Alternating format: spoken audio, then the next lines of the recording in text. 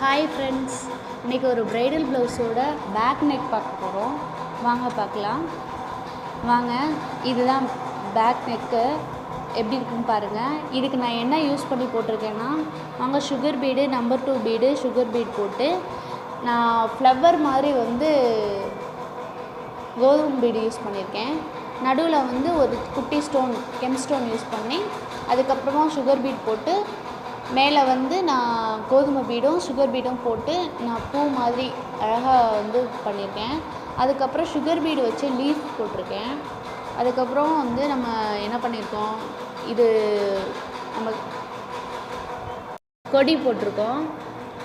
இதுதான் ஃபினிஷிங்கு. பாருங்கள், நல்லா பூ போட்டு கொடி போட்டு அந்த கொடியிலேயே லீஃப் போட்டு நடுவில் அந்த லீஃப்லாம் இருக்கிற மாதிரி போட்டிருக்கோம். பாருங்கள், இதுதான் லுக்கு. நம்ம புட்டாஸ்க்குமே அந்த மாதிரி வச்சுருக்கோம்.